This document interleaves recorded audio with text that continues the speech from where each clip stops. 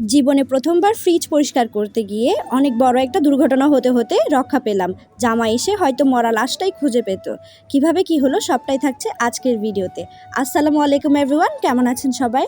শুক্রবার মানে সবার কাছে মহা ব্যস্ততার দিন, ঠিক আমার কাছেও। আমার ফ্রিজটা দেখতেই পাচ্ছেন অলমোস্ট খালি হয়ে এসেছে, আর ফ্রিজে অনেক বেশি রক্ত পানি জমেছিল। তাই আমি ভাবলাম যে আজ যেহেতু শুক্রবার আর বাসায় আছি, তাই ফ্রিজটা আজকে পরিষ্কার করে নিই।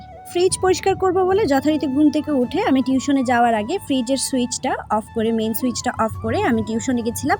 টিউশন শেষ করে এসে দেখি ফ্রিজের দরজাটা আমি যেটা খোলা রেখে গেছিলাম সেটা থেকে পানি পড়ছে টপ টপ করে। দরজা খোলা রেখে যাওয়ার কারণ ছিল আইসগুলো যাতে মেল্ট হয়ে যায় আর আমার যাতে পরিষ্কার করতে সুবিধা হয়। আমি যেহেতু কখনোই করিনি, এটা ছিল আমার প্রথমবার, তাই মাথায় যা আসছিল তাই করছিলাম। তবে ফ্রিজ পরিষ্কার করতে গিয়ে দেখি আমার যে মাছ মাংসগুলো ছিল সেগুলো কোনো মতেই আমি ছাড়াতে পারছিলাম না। পরে ফ্রিজের বোর্ড চেক করে দেখি আমি এখনও পর্যন্ত ফ্রিজের সুইচই অফ করিনি। অর্থাৎ টিউশনে যাওয়ার সময় আমি ভেবেছিলাম হয়তো সুইচটা অফ হয়ে গেছে, কিন্তু আদৌ সুইচটা অফ হয়নি। আর ভেজা হাতে এসব ঘাটাঘাটি করে যেই না আমি ফ্রিজের সুইচ অফ করতে বোর্ডে হাত দিয়েছি, অমনি আমাকে এমন একটা শক দিয়েছে যে আমি একেবারে টেবিল থেকে ফ্লোরে আছড়ে পড়েছি।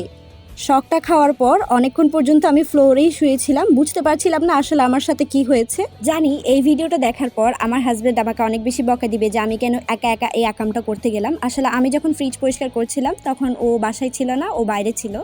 এই তো ছিল প্রথম ধাক্কা। তারপরে বলি আরও একটা ঘটনা ঘটে গেছে আমার সাথে। ফ্রিজের মাছ মাংসগুলো যখন আমি ছাড়াতে নিয়েছিলাম তার মধ্যে একটা পোটলা অনেক বেশি শক্ত হয়ে লেগেছিল, আর সেই পোটলাটাকে আমি এমন জোরে টান দিয়েছি যে একেবারে ফ্রিজ সহকারে আমার দিকে হেলে পড়েছিল। আমি কোনো রকম, ফ্রিজটা যেহেতু অনেকটাই বড়, আমি কোনো রকম ফ্রিজটাকে সামলে আবার আগের জায়গায় বসিয়ে দিয়েছি। নয়তো আজকে ফ্রিজের নিচে চাপা পড়েও আমি মরে যেতে পারতাম। মরে পড়ে হয়তো চ্যাপ্টা হয়ে থাকতো, আমার জামাই এসে হয়তো আমার লাশটা উদ্ধার করতো। যাই হোক, শুকরিয়া, আলহামদুলিল্লাহ, আল্লাহ আমাকে রক্ষা করেছেন।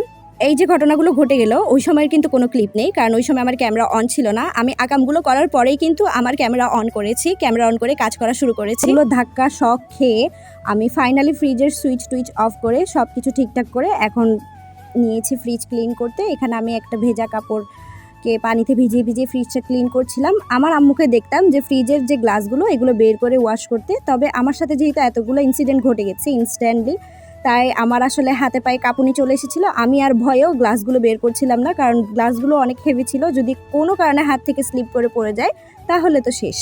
আপনারা আমার ভিডিও দেখলেই বুঝতে পারবেন আমার কী পরিমাণ হাত কাঁপছিল, ভিডিওটা কী পরিমাণ শেক হচ্ছিল।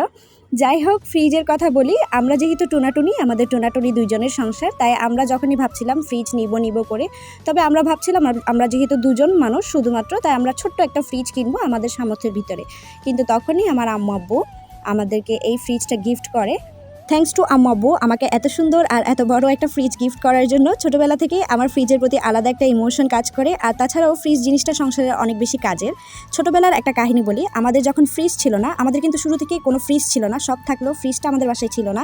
গরমকালে একটু ঠান্ডা পানির জন্য লোকের দুয়ারে দুয়ারে বোতল নিয়ে দৌড়াতে হতো, বা কোনো মাংস জিনিসপত্র রাখার জন্য মানুষকে অনেক বেশি রিকোয়েস্ট করা রাখতো। এরকমই একদিন আমার আম্মু আমাকে পাঠিয়েছিলেন এক প্রতিবেশীর বাসায় কোনো একটা জিনিস রাখতে, মাছ বা মাংস হবে। আমাকে বলে দিয়েছিলেন তুমি আন্টিকে গিয়ে বলবে এটা যাতে ডিপ ফ্রিজে রাখে। আমি গিয়ে আন্টিকে পোটলাটা দিলাম, দিয়ে বললাম যে আন্টি, আমার আম্মু বলেছে এটা ডিপ ফ্রিজে রাখতে। তবে আমি দেখলাম উনি জিনিসটা নিয়ে গিয়ে ডিপ ফ্রিজে রাখেনি, রেখেছেন নর্মাল ফ্রিজে, অর্থাৎ নিচের পার্টে। এই ঘটনা দেখে আমি গিয়ে আমার আম্মুকে বলি যে আম্মু, আন্টি তো পোটলাটা ডিপ ফ্রিজে রাখেনি, রেখেছে নর্মাল ফ্রিজে। তারপরে আম্মু আমাকে আবারও পাঠালো ওনার বাসায়, বললো যে তুমি গিয়ে তাড়াতাড়ি আন্টিকে বলো আন্টি এটা তো পচে যাবে, এটা যাতে ডিপ ফ্রিজে দ্রুত রাখা হয়। সম্ভবত মাছ বা মাংস কিছু একটা ছিল। আমিও আবার গেলাম ওই আন্টির কাছে, গিয়ে বললাম যে আন্টি, আম্মু বলেছে মাছ বা মাংস যেটাই দিয়েছে, আম্মু বলেছে পোটলাটা ডিপ ফ্রিজে রাখতে। উনি আমার কথাটা শুনে চোখগুলো বড় বড় করে আমাকে এমন একটা বকা দিল, এমন একটা ঝাড়ি দিল, ঝাড়ি দিয়ে চোখ রাঙিয়ে উনি আমাকে বললেন যে তুমি ছোট মেয়ের মতো থাকবে, ছোট মেয়ে এত পণ্ডিতি করো কিসের জন্য, যাও এখান থেকে। এভাবে বলেই উনি আমার মুখের উপরে দরজাটা লাগিয়ে দেয়, আর আমার তো কাঁদো কাঁদো অবস্থা। আমি কাঁদতে কাঁদতে বাসায় চলে আসি, আর বাসায় এসে আম্মুকে সবটা খুলে বলি। এর কয়েক মাস পরে আমরা ওই বাসাটা চেঞ্জ করে আরেকটা নতুন বাসায় শিফট হই। নতুন বাসায় শিফট হওয়ার কয়েক মাস পরে আমার আম্মু একদিন হুট করে বলে যে চল একটা ফ্রিজ দেখে আসি। আমি আম্মুকে বললাম যে কি ফ্রিজ কিনবা? বলে যে না, এমনি দেখে আসবো, চল। ফ্রিজ দেখতে গেলাম, মা মেয়ে হাঁটতে হাঁটতে ফ্রিজ দেখতে গিয়ে হুট করে আমার আম্মুর একটা ফ্রিজ ভীষণ পছন্দ হয়ে যায়, আর ইনস্ট্যান্ট আমার আম্মু সেই ফ্রিজটা কিনে বাসায় চলে আসে।